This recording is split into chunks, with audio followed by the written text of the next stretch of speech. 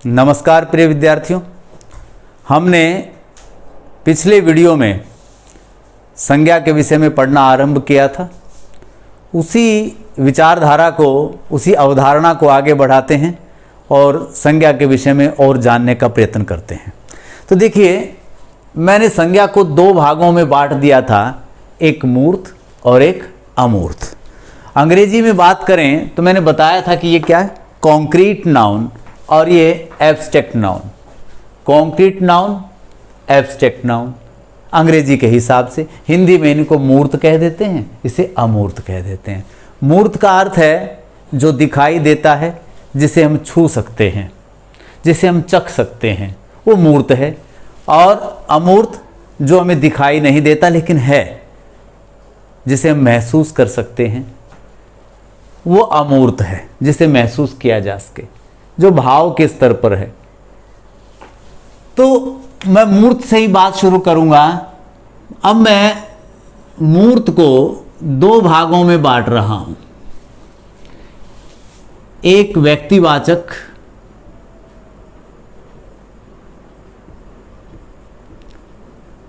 और दूसरा जातिवाचक।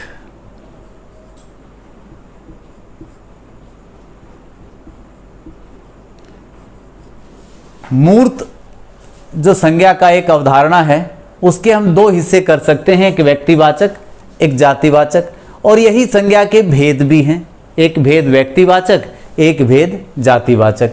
इसी प्रकार से अमूर्त में हम केवल भाववाचक को ही लेते हैं। तो यहां संज्ञा के तीन भेद हो गए, एक व्यक्तिवाचक, एक जातिवाचक और एक भाववाचक। अब एक एक को समझने का प्रयत्न करते हैं कि व्यक्तिवाचक क्या है, जातिवाचक क्या है, भाववाचक क्या है।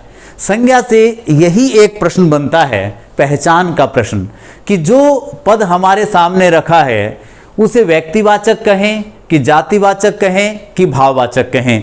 यही एक समस्या इस विषय के अंतर्गत आती है। संज्ञा का जो हमारा एक विषय है, इसमें सबसे बड़ी समस्या विद्यार्थियों को यही आती है कि वो उनको अलग अलग नहीं कर पाते। संज्ञा क्या है, इसकी बात मैंने कर ली कि जिसका अस्तित्व है और जिसके अस्तित्व की कल्पना की जा सकती है, वो संज्ञा है। अब मैं इनके भेदों पर चर्चा करूंगा कि व्यक्तिवाचक क्या है, जातिवाचक क्या है और भाववाचक क्या है। यही आज हमारे चर्चा का विषय रहेगा। तो व्यक्ति क्या है? देखिए, व्यक्तिवाचक की परिभाषा करूं तो मैं ये कह सकता हूं कि वे संज्ञा पद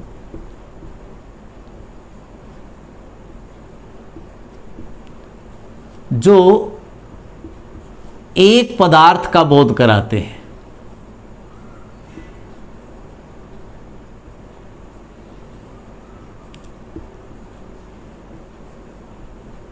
वे संज्ञा पद जो एक पदार्थ का बोध कराते हैं,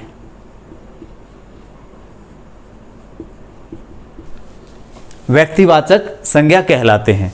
अब देखिए, इसमें मैंने एक परिभाषा, जैसे आपने पढ़ रखी है बचपन से, कि आपने पढ़ रखा है व्यक्तिवाचक की परिभाषा कि वे संज्ञा पद जो व्यक्ति, वस्तु, स्थान का बोध कराते हैं, व्यक्तिवाचक कहलाते हैं। ये भी ठीक है, लेकिन मैं एक विचारधारा दे रहा हूं आपको चीज़ों को समझने के हिसाब से। ये परिभाषा भी उपयुक्त परिभाषा है कि वे संज्ञा पद जो एक पदार्थ का बोध कराते हैं। अब पदार्थ से आपके मन में एक भ्रम पैदा होता है कि पदार्थ क्या है। आप तो पदार्थ, लेकिन व्याकरण की भाषा में पदार्थ क्या है या पदार्थ का शब्दगत अर्थ क्या है, ये समझ लेने की जरूरत है। पदार्थ का अर्थ होता है वह वस्तु जिसका किसी शब्द से बोध हो। पदार्थ क्या है? पदार्थ एक वस्तु है। वह वस्तु जिसका किसी शब्द से बोध हो। और वस्तु फिर दोनों स्थितियों में हमारे सामने आ सकती है। वस्तु हमारे पास सजीव और निर्जीव,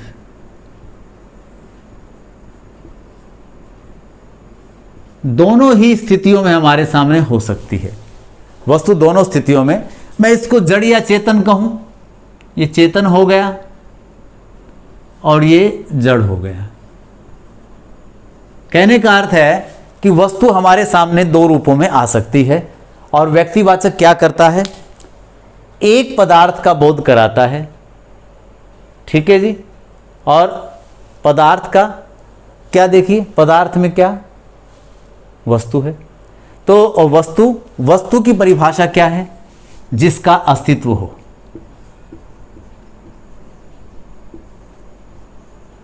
जिसका अस्तित्व हो वो वस्तु।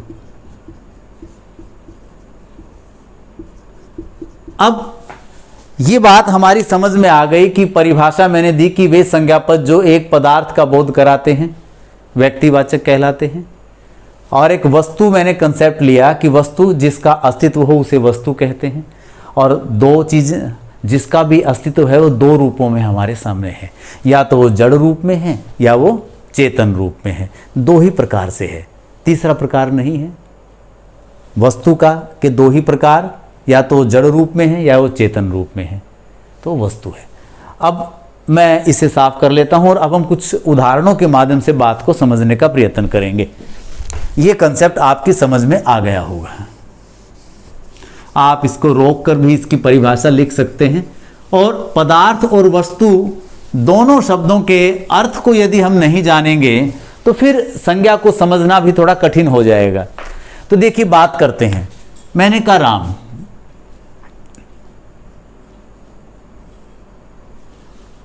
राम कहा, राम गंगा अरावली,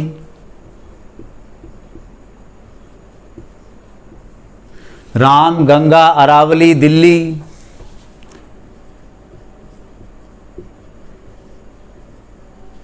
सुंदरवन,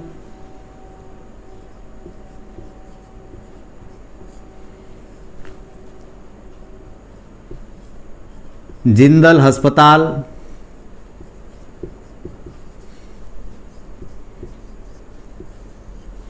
जवाहरलाल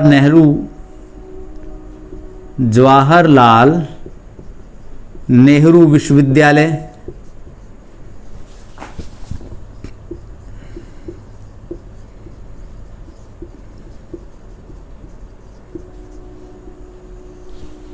जवाहरलाल नेहरू विश्वविद्यालय, संसद भवन,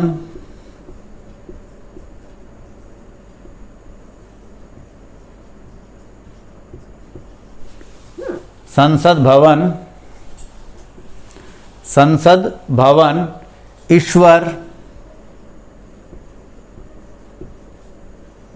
प्रकृति, ईश्वर प्रकृति। और एक और मैं ले रहा हूं एग्जाम्पल, बजरंग दल,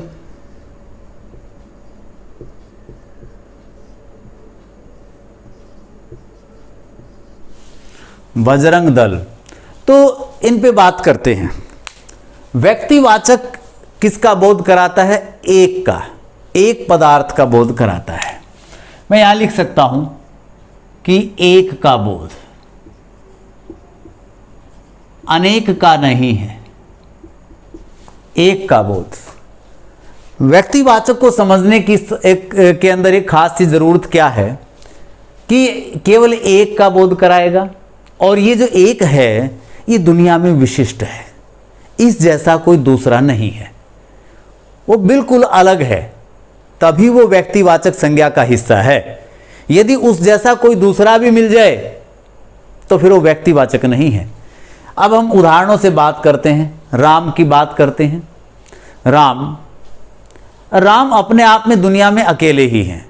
राम जैसा व्यक्ति कोई दूसरा नहीं। अब आपके मन में एक प्रश्न उठता है कि जी राम नाम के तो बहुत व्यक्ति हैं, ये कोई ऐसा थोड़ी कि दशरथ के पुत्र ही राम थे और आज राम नहीं है। डेफिनेटली आज भी राम है, इसमें संदेह नहीं है कि राम नाम के अनेक व्यक्ति मिल जाएंगे, लेकिन प्रत्येक व्यक्ति की शारीरिक संरचना दूसरे राम से भिन्न है। यह आप देख सकते हैं कि एक राम दूसरे राम से भिन्न है। और एक और बात जो व्यक्तिवाचक संज्ञा में है वो इस बात को लेके है कि जब तक मैं राम से आपको परिचित न करा दूं तब तक आप उसे जानेंगे भी नहीं, क्योंकि व्यक्तिवाचक संज्ञा का अपना धर्म नहीं होता, अपना गुण नहीं होता, वो इंडिविजुअल अकेली है बिल्कुल, तो वो अपने आप में विशिष्ट है, उस जैसा कोई दूसरा नहीं है। अब आपके घर में मान लीजिए मैं आपके घर में आऊं और आपके पिताजी मेरे से परिचित नहीं हैं, तो जैसे ही मैं द्वार पे पहुंचूंगा तो आपके पिताजी तो मुझे जानते नहीं हैं। वो पूछेंगे हाँ जी कौन हैं आप, और इतनी ही देर में आप भी मेरी आवाज़ सुन के निकल आए और आप आकर अपने पिताजी से कहें कि पिताजी ये हमारे वीरेंद्र सर हैं, तो आपके पिताजी की ने के दृष्टि में एक पहचान बन गई मेरी। और जब भी भविष्य में कभी वो मुझे देखेंगे तो वो मुझे पहचान जाएंगे कि ये वीरेंद्र है। तो व्यक्तिवाचक संज्ञा की पहचान कराई जाती है। हम पहले ही मिलते ही किसी को नहीं कह सकते कि ये है, कोई हमें बताएगा कि ये वो है, ये वो है, ये वो है, ये वो है। कक्षा के अंदर भी आप देखते हैं कि जब पहली बार हम कक्षा में जाते हैं, नई कक्षाएं आरंभ होती हैं अप्रैल में, तो हम बच्चों का परिचय लेते हैं, एक एक बच्चे को खड़ा करके पूछते हैं कि तुम्हारा क्या नाम है, तुम्हारा क्या नाम है, तुम्हारा क्या नाम है, इस प्रकार से पूछते रहते हैं। तब जब सबसे परिचय बढ़ जाता है तब हम पहचानने लगते हैं कि ये युवराज आ गया, ये मानसी आ गई, ये रवीना आ गई, ये देवेंद्र आया है, ये नवीन आया है, ये नितिन आया है। इस प्रकार से आपकी सबकी शारीरिक सौष्ठव, आपकी शारीरिक पहचान बिल्कुल भिन्न है।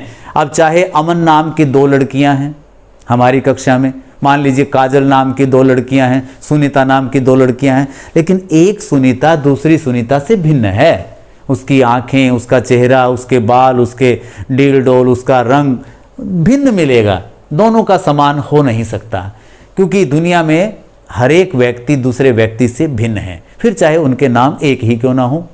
तो इसलिए व्यक्तिवाचक संज्ञा की विशेषता क्या है कि उसका अपना कोई धर्म नहीं होता, वो दूसरे से हम बिना उसका परिचय कराए हम उसे नहीं पहचान सकते, परिचय कराने के बाद ही पहचानते हैं। अब अमिताभ बच्चन हमारे सामने आ जाएं, हाँ हम पहचान लेंगे बिल्कुल अमिताभ बच्चन हैं, क्योंकि हमने टेलीविज़न पर उनको देखा है, बरसों से देख रहे हैं, उनके तस्वीर से हम उसको पहचान सकते हैं कि ये अमिताभ बच्चन की तस्वीर है। हम महात्मा गांधी को पहचान सकते हैं, बिल्कुल महात्मा गांधी का चित्र हम किसी को कोई हमें दिखाए हम तुरंत कह देंगे कि ये महात्मा गांधी हैं, क्योंकि बचपन से हमें दिखाया गया है कि ये महात्मा गांधी का चित्र है, ये जवाहरलाल नेहरू का है, ये सरदार वल्लभ भाई पटेल का है, इस प्रकार से भगत सिंह का चित्र है। तो हम उनसे चित्रों से हमारी पहचान हो गई। तो हमारी पहचान होने के बाद ही हम व्यक्तिवाचक संज्ञा के विषय में जान सकते हैं। इसी प्रकार से गंगा का लें। अब देखिए, गंगा अपने आप में विशिष्ट नदी है। गंगा जैसी नदी दुनिया में दूसरी नहीं है। हम आपको गंगा के ऊपर लेकर गए और आपसे पूछा कि ये क्या है, तो आप कहोगे सर नदी है, क्योंकि नदी का तो अपना गुणधर्म है, पानी का बहाव, बहते हुए पानी को नदी कहते हैं, उसकी परिभाषा दी जा सकती है। लेकिन गंगा ये क्या परिभाषा देंगे? तो फिर मैं आपको बता दूं कि ये जो नदी है ये गंगा है। तो भविष्य में जब कभी आप गंगा पे जाएंगे तो आप पहचान जाएंगे कि ये गंगा नदी है, तो उसकी अपनी एक पहचान है। इसी प्रकार से अरावली।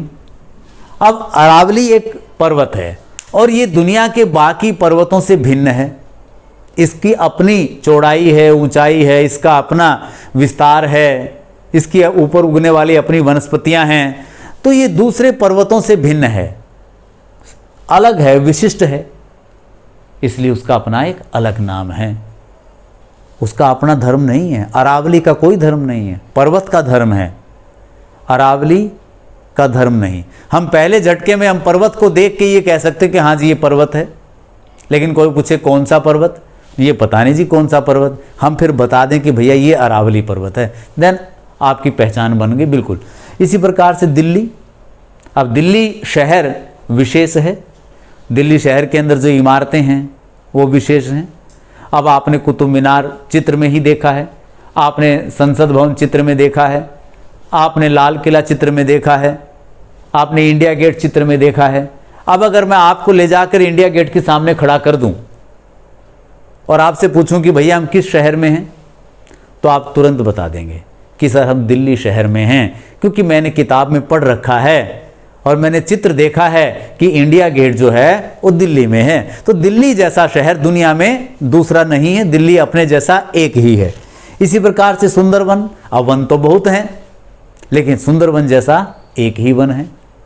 आप जानते हैं कि ये गंगा के मुहाने पर जो वन है पश्चिम बंगाल में, जहाँ गंगा नदी जाकर बंगाल की खाड़ी में गिरती है, वहीं एक वन है सुंदरवन। सुंदरी नाम के एक वृक्ष की बहुलता की वजह से उसका नाम सुंदरवन रखा गया है।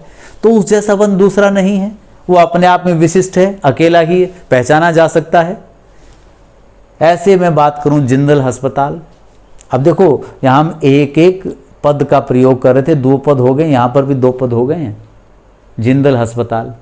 अब अस्पताल तो बहुत हैं, जब पहले झटके में मैं आपको अस्पताल मैं ले जाऊं और मान लीजिए बाहर कोई बोर्ड वगैरह नहीं लगा है तो आपसे पूछूं कि भैया हम कहाँ आ गए, तो आप कहोगे सर अस्पताल में आ गए, दवाइयाँ दिख रही हैं, पेशेंट दिख रहे हैं, मरीज हैं, डॉक्टर हैं, नर्स हैं, एक पहचान है। अस्पताल का अपना एक धर्म है। लेकिन मैं पूछूं कौन से अस्पताल में हैं, तो आप कहोगे सर ये तो नहीं पता ये कौन सा अस्पताल। हाँ, अस्पताल है, फिर मैं उसका नाम आपको बता दूं कि भैया ये जिंदल अस्पताल है, तो अब आपकी पहचान हो गई। अब इन भविष्य में जब भी वहाँ पहुँचेंगे आप तुरंत कहें कि हम जिंदल अस्पताल आ गए।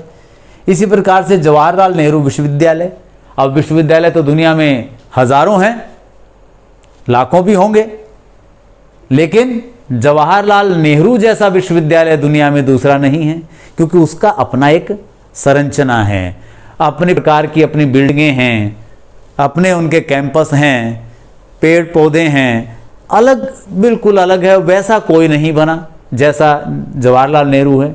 हर एक विश्वविद्यालय अपने आप में दूसरे से भिन्न है, इसलिए उनका अपना एक भिन्न नाम है, तो ये भी विशिष्ट है और एक ही है।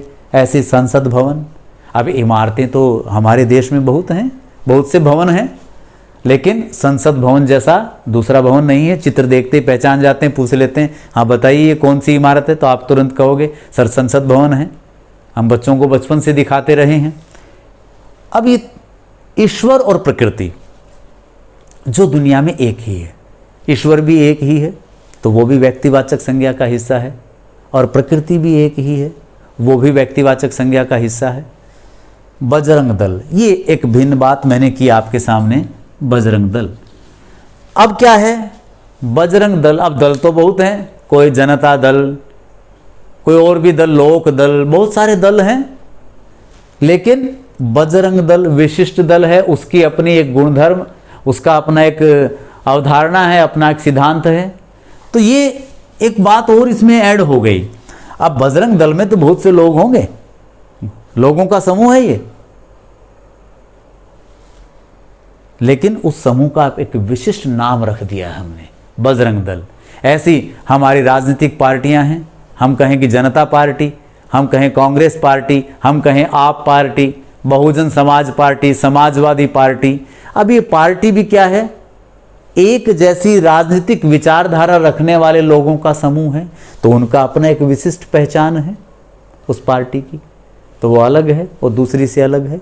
तो इस प्रकार से अब एक मन में एक प्रश्न उठता है कि राम वस्तु है क्या? जी हाँ, राम को हम वस्तु कह सकते हैं, कोई दिक्कत नहीं है, क्योंकि राम चेतन है। और मैंने वस्तु की परिभाषा करते हुए बता दिया था कि जिसका अस्तित्व हो उसे वस्तु कहा जाता है। ये वस्तु की परिभाषा है।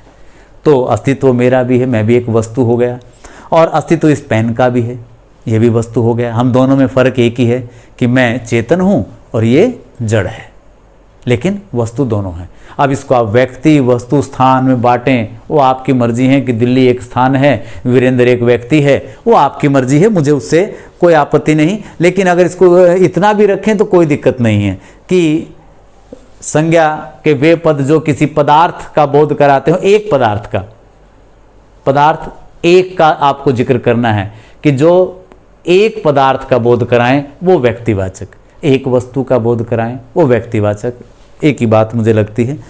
तो व्यक्तिवाचक बात आपको समझ में आ गई होगी कि व्यक्तिवाचक किसे कहें।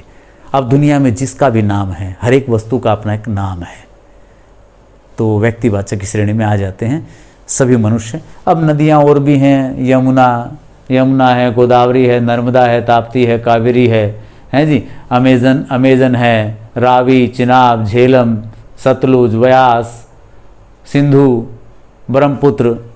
तो असंख्य नदियां हमारे देश में बहती हैं।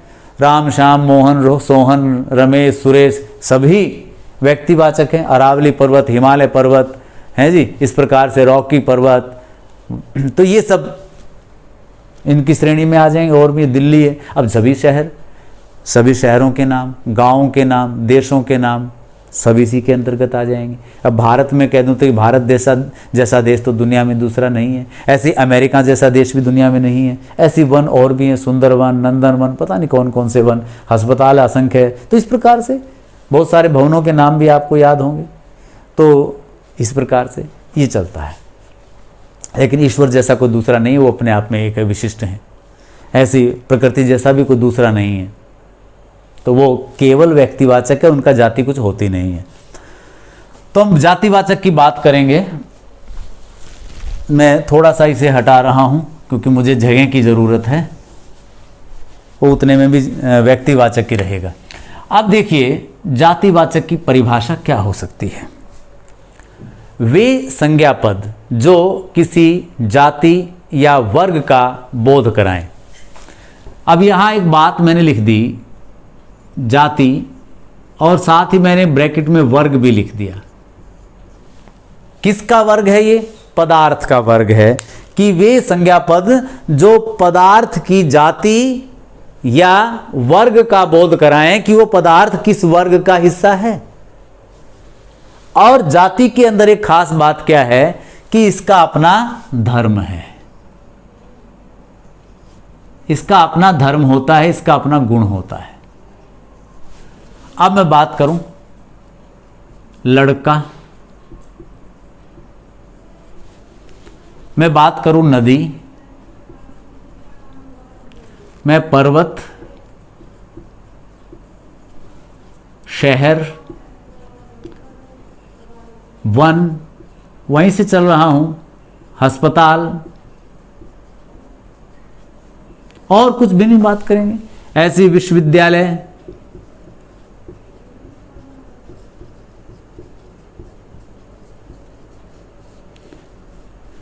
और लीजिए भवन, और ये लिख लेते हैं। ये कुछ देखें आपने शब्द मैंने ले लिए, तो इन्हीं से हम बात करेंगे। और भी लिख सकते हैं, जानवर लीजिए, एक और ले लेते हैं, थोड़ा सा बात और आपके सामने हो जाएगी। फूल भी ले लेता हूं, फूल, पक्षी,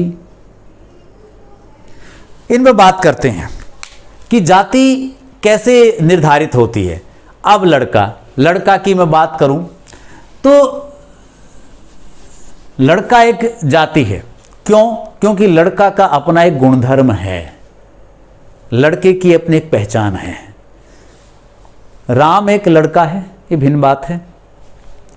लड़का जाति है। जैसे ही आपके सामने कोई लड़का आया और मैं पूछूं कि कौन है, तो आप कहोगे जी एक लड़का है।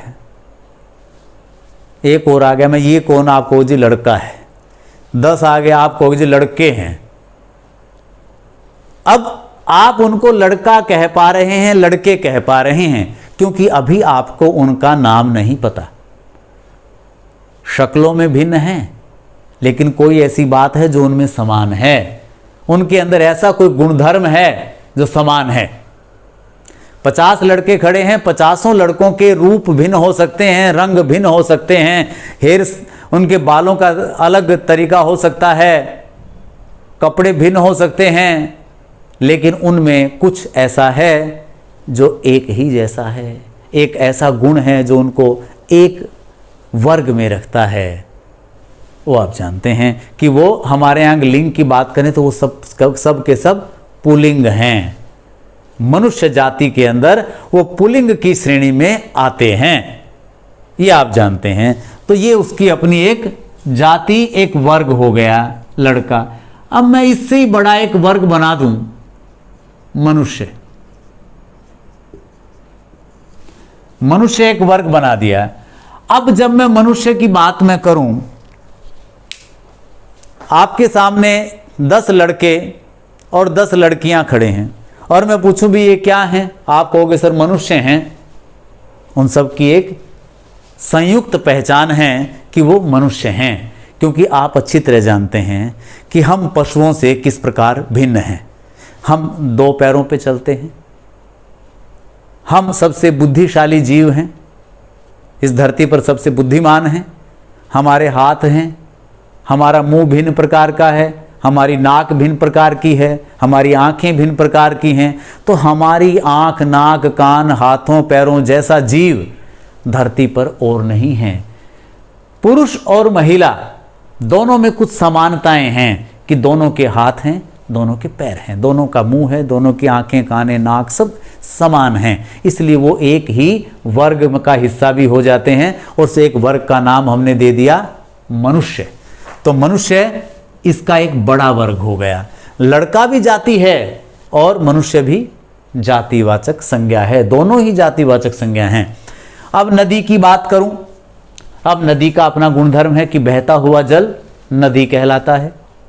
अब सभी बहते हुए जल नदी हैं, लेकिन उन बहते हुए जलों के अपने नाम हो सकते हैं। जब तक आपके सामने वो नाम नहीं आते तो आप ये तो कह ही देते हैं। जैसे ही हम उसको बहते हुए जल को कहते हैं, बड़ा सा देख लिया और आप कहोगे सर एक नदी आ गई। जैसे हम रेलगाड़ी से जा रहे हैं और कहीं किसी ऐसे बहते हुए जल के ऊपर से गुजरे तो आप कहोगे सर कौन सी नदी है, इस नदी का नाम क्या है? तो मैं बता दूंगा, देन वो व्यक्तिवाचक की श्रेणी में चला जाएगा और उससे पहले आपकी पहचान केवल इतनी है कि वो नदी है। तो नदी को आप पहचानते हैं क्योंकि उसका अपना एक धर्म है, बहना।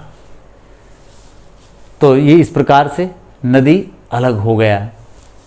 पर्वत, इसी प्रकार से पर्वत का अपना धर्म है। एक विशाल भूखंड, ऊंचा उठा हुआ पर्वत कहलाता है।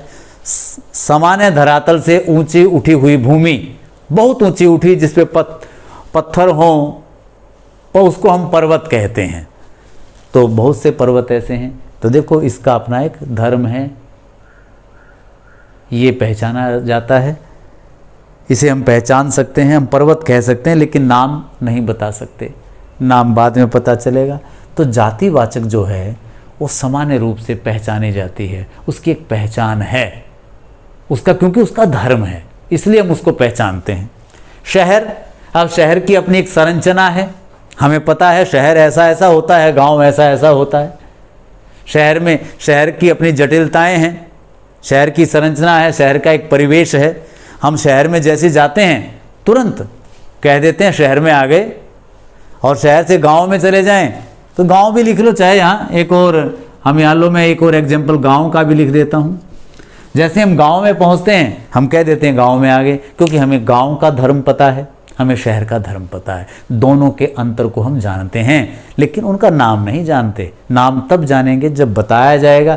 जैसे ही बताया जाएगा तुरंत आप पहचान जाओगे, फिर उसको आप व्यक्तिवाचक की श्रेणी, आप उसको नाम दे देंगे। जब हम तो सिसाए गांव में आ गए, अब सिसाए तो व्यक्तिवाचक, लेकिन गांव जातिवाचक। गंगा व्यक्तिवाचक, नदी जातिवाचक। राम व्यक्तिवाचक, लड़का जातिवाचक। दिल्ली व्यक्तिवाचक, शहर जातिवाचक। सुंदरवन व्यक्तिवाचक और वन, अब वन का भी अपना धर्म है। बहुत सारे पेड़ होंगे दूर तक क्षेत्र में फैले हुए भिन्न भिन्न प्रकार के, तो वन कहलाएगा वो। ऐसे अस्पताल का अपना धर्म है, अस्पताल के अंदर क्या क्या होता है आप जानते हैं। डॉक्टर होंगे, नर्स होंगे, मरीज होंगे। जहाँ सब ये लोग इकट्ठे पाए जाएं समझ लेना कि अस्पताल हो गया। एक बिल्डिंग को अस्पताल नहीं कहा जाएगा, बिल्डिंग तो है लेकिन उसमें वैसी वैसी व्यवस्थाएं भी होनी चाहिए। ऐसे विश्वविद्यालय, विश्वविद्यालय का क्या धर्म है भाई, वहाँ कक्षाएं होंगी, बड़ी बड़ी कक्षाएं होंगी, लाइब्रेरी होंगी, ऐसे वहाँ अलग अलग विभाग होंगे विषयों से संबंधित, तो विश्वविद्यालय है। इसी प्रकार से भवन, आप भवन का आप जानते हैं कि क्या धर्म है। भवन एक इमारत होती है जिसका जो किससे ईंट और पत्थरों से बनी हुई होती, तो ईंट और पत्थरों से बने हुए ढांचे को हम भवन कह देते हैं। जानवर, अब जानवर का अपना धर्म है। आप जानते हैं जानवर क्या है, चार टांगों पर चलने वाला जानवर है, जंगल में रहता है, हमारे घरों में भी रहता है। हम बाद में उसका आगे कैटेगरी बना देते हैं कि ये जंगली जानवर हैं, ये पालतू जानवर हैं, वो कैटेगरी अलग बात है। लेकिन जानवर अपने आप में जातिवाचक है। अब इसके अंदर मैं बात करूं गधा, शेर। अब आप कहोगे सर ये तो व्यक्तिवाचक है, नहीं, ये भी जातिवाचक हैं। ये बड़ा वर्ग है, ये छोटे वर्ग हैं, क्योंकि जिस प्रकार से राम उसी प्रकार से गधा, जिस प्रकार से व्यक्ति मनुष्य और तो भैया ये जैसे मनुष्य जानवर, ये बड़ी बात हो गई। या मैं इन दोनों को भी इकट्ठा कर सकता हूँ, इनकी भी एक और बड़ी जाति बनाई जा सकती है, प्राणी। प्राणी एक और जाति हो गई। अब प्राणी के अंदर तो मनुष्य भी आ जाएगा, पशु भी आ जाएंगे, पशु भी होंगे, पक्षी भी होंगे, सब आ जाएंगे। तो भैया गधा भी जातिवाचक श्रेणी का ही हिस्सा है, क्योंकि सब गधे एक जैसे नहीं होते। हर एक गधा दूसरे गधे से भिन्न है, जैसे हर एक लड़का दूसरे लड़के से किसी ना किसी रूप में भिन्न है। वो एक अलग बात है, हमने गधों के नाम नहीं रख रखे, वो शेर के नाम नहीं रख रखे, लेकिन एक शेर दूसरे शेर से भिन्न तो है ही ना। तो शेर जाति है, गधा भी जाति है। इसी प्रकार से फूल जाति, और इसके बाद मैं कहूं गुलाब, तो ये भी जाति, क्योंकि एक गुलाब दूसरे गुलाब से भिन्न है। फूल बड़ी जाति, गुलाब छोटी जाति। पक्षी जाति, इसी प्रकार से मैं कहूं इसमें कोयल। अब आप जानते हैं कि कोयल भिन्न है, तोता भिन्न है, और कोयल, सभी कोयल एक दूसरी से भिन्न है, बिल्कुल हूबहू नहीं हो सकती, उनमें भिन्नताएं हैं, जैसे मनुष्य में भिन्नताएं हैं। तो भैया ये भी जाति, ये भी जाति, ये भी जाति, ये छोटी जातियां, ये बड़ी जातियां हैं, जातिवाचक संज्ञा ही। ये भी जातिवाचक संज्ञा, ये भी जातिवाचक संज्ञा। ऐसी मैं सब्जी ले लूं, जाति। ऐसी इसमें गोभी एक छोटी जाति हो गई, गाजर एक और छोटी जाति हो गई। आप जानते हैं कि गाजर के अंदर भी, अब गाजर लेने चले जाओ तो भिन्न भिन्न प्रकार की गाजर होंगी। एक गाजर दूसरी गाजर से भिन्न है, हूबहू वैसी नहीं है। अब उनके नाम हमने नहीं रखे, नाम रखते तो बात थी, क्योंकि वो तो बड़ा ही विचित्र हो जाता। एक और खास बात मैं यहाँ आपके सामने रख लूँ कि एक शब्द है सुई, ये भी जातिवाचक है। अब आप कहोगे सर सुई तो एक होती नहीं, आप देखिए सुई भिन्न भिन्न होती हैं। वो अलग बात है कि उनके नाम नहीं रखते। हम कई बार क्या करते हैं कि अगर हम इनके भी नाम रख देंगे, वस्तुओं के भी, तो फिर ये बड़ा जटिल हो जाएगा, भाषा के अंदर बहुत कठिन मामला हो जाएगा। क्योंकि जब हम गाजर का उत्पादन करते हैं तो भैया हर एक गाजर का नाम रख के थोड़ा ही बेचेंगे बाजार में, वो अपने जातिवाचक रूप में ही पहचानी जाती हैं, और हम कह देते हैं गाजर दे दो, सुई दे दो। अब सुई लेने चले जाओ, दुकानदार आपके सामने सुई की एक पूरी, आपके सामने एक डिब्बा खोल के रख देगा जिसमें भिन्न भिन्न आकार की सुई होंगी। आप मांग भी लेते हैं कई बार कि इतने नंबर की सुई दे दो जी, 10 नंबर की सुई चाहिए, 12 नंबर की चाहिए, 18 नंबर की चाहिए, या रज़ाई में धागा डालने वाली सुई चाहिए, या बोरी को सीलने वाली सुई चाहिए। अलग अलग प्रकार की सुई हो सकती हैं। तो वो जातिवाचक संज्ञा का ही हिस्सा है, व्यक्तिवाचक में नहीं आएगा, ये ध्यान रखने की बात है। तो मैं समझता हूँ, अब एक और बात इसके अंदर मैं और डाल दूँ कि जितने भी उत्पाद हैं, सरल कर देता हूं बात को, जितने भी उत्पाद हैं वो सब के सब जातिवाचक हैं। फिर उत्पाद में आप कार कह दो, कार भी जातिवाचक संज्ञा है, बिल्कुल। आप इसको आप मेज कहो, उत्पाद है, वो भी जातिवाचक संज्ञा है। आप कुर्सी कहो, जातिवाचक संज्ञा है। पंखा कहो, जातिवाचक संज्ञा है। जब मैंने उत्पाद इसके साथ जोड़ दिया तो ये बिल्कुल जातिवाचक हो गया। सभी उत्पाद, चाहे इसके अंदर कुछ भी हो, कार कहो, साइकिल कहो, वो सब जातिवाचक हैं। क्योंकि आप जानते हैं कार एक तो है नहीं, कार का अपना एक गुणधर्म है, कार जैसा, कार का अपना एक स्ट्रक्चर है, ट्रक का अपना एक स्ट्रक्चर है। आप जानते हैं ट्रक कार से किस प्रकार भिन्न है। तो ये सब जातिवाचक की श्रेणी में आएंगे, इनमें ज़्यादा विचार करने की जरूरत नहीं है। जिसका भी उत्पादन मनुष्य करता है वो सभी वस्तुएं जातिवाचक की श्रेणी में आती हैं। तो चलिए आगे बात करते हैं। मेरे ख्याल से दोनों बातें आपको समझ आई होंगी कि व्यक्तिवाचक क्या है, जातिवाचक क्या है। व्यक्ति एक और जाति अनेक। जब भी मैं जातिवाचक की बात करूंगा तो मैं अनेक की बात करूंगा। तो चलिए भाववाचक संज्ञा पे चलते हैं।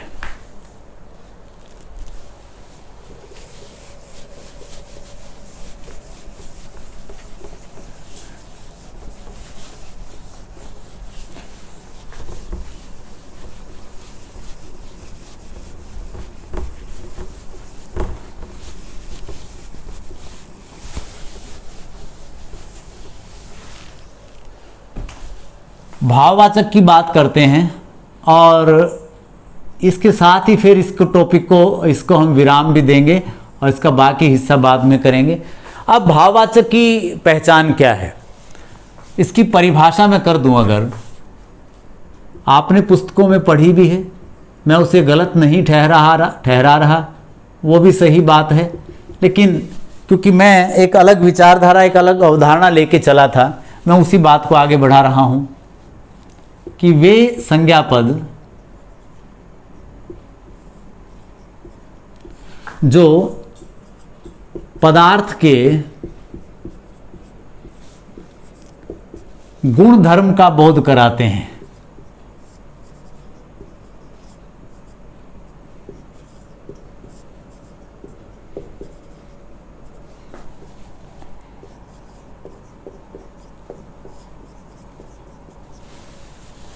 अब यहां भाववाचक का काम क्या है, पदार्थ के गुण धर्म का बोध कराना।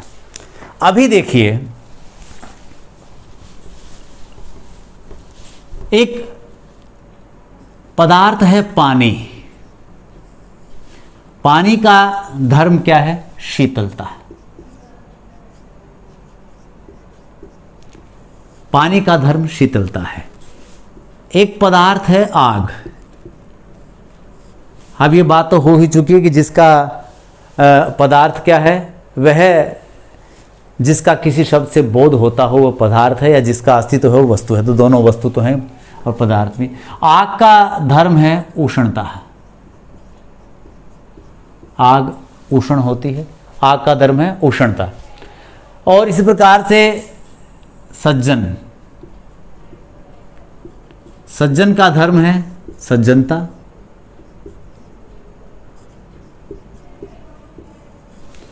सज्जन का धर्म सज्जनता। अब मैं मक्खन,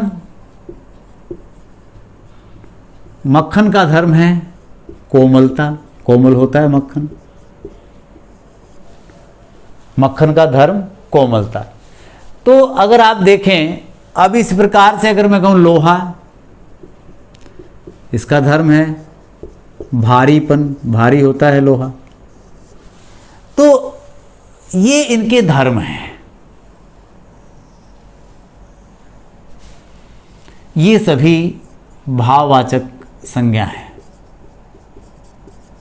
ऐसे प्रत्येक पदार्थ का अपना एक धर्म होता है, वो उसका भाव के अंतर्गत आ जाता है, उसके धर्म के अंतर्गत आ जाता है। तो जब भी हम किसी के धर्म की बात करें तो हम भाववाचक संज्ञा की बात करते हैं।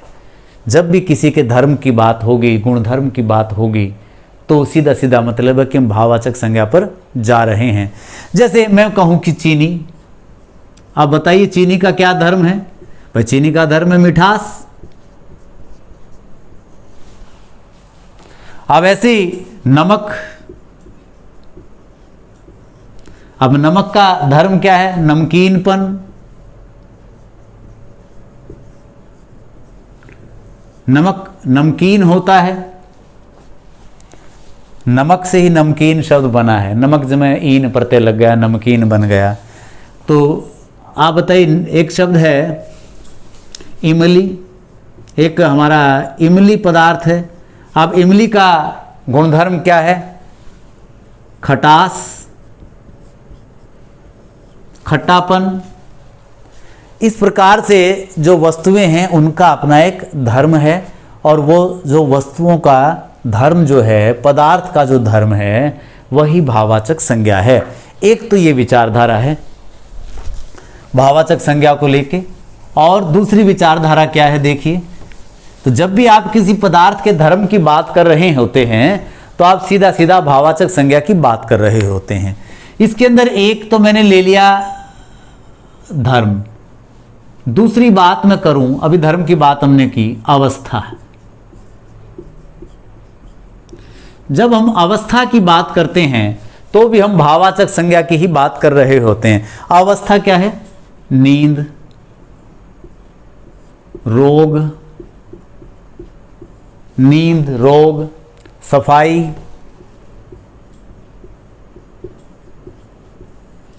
नींद है, रोग है, सफाई है, उजाला है, अंधेरा है।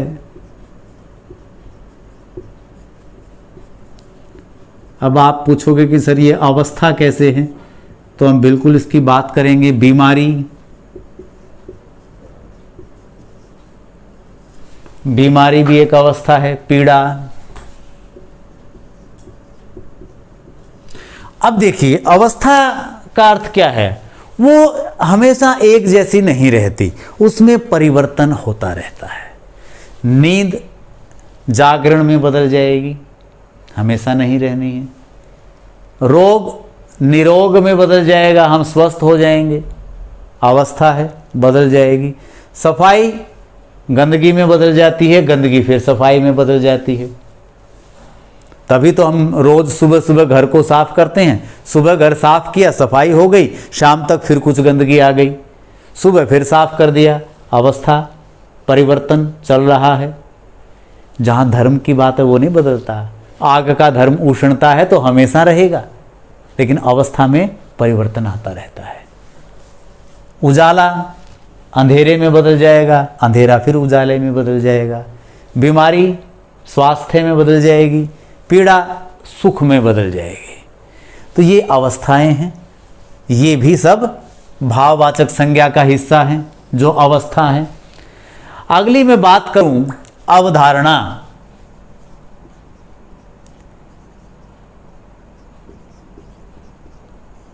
एक कंसेप्ट और ले लिया मैंने, अवधारणा।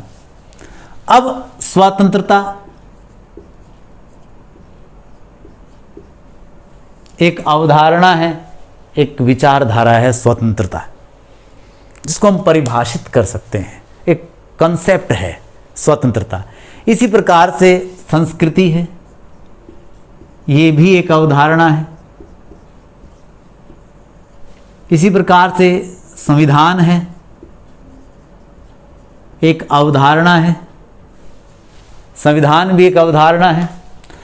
तो स्वतंत्रता, संस्कृति, संविधान ये अवधारणाएं हैं।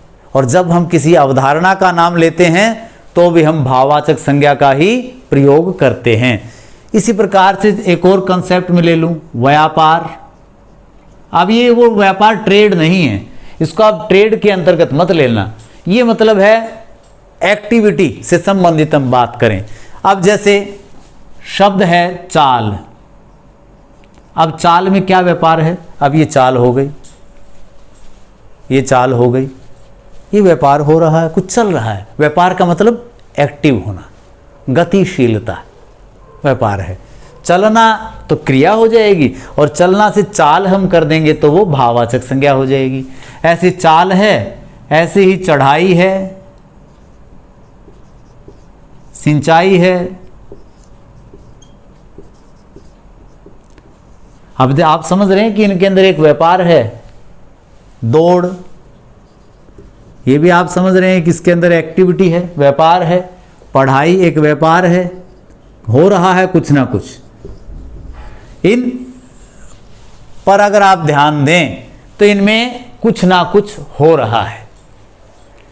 तो इस प्रकार से आप ये देख सकते हैं। इसके बाद एक और बात करूं, कुछ ऐसे शब्द भी हैं जो मूल रूप से भाववाचक के अंतर्गत ही आते हैं। अब वो मूल भाव, या मैं कहूं स्थायी भाव,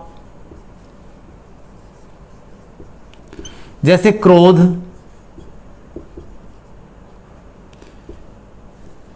प्रेम, ममता,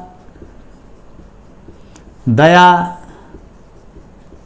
ये भी भाववाचक संज्ञा का हिस्सा है, जो हमारे भीतर हैं, जिन्हें हम महसूस कर सकते हैं।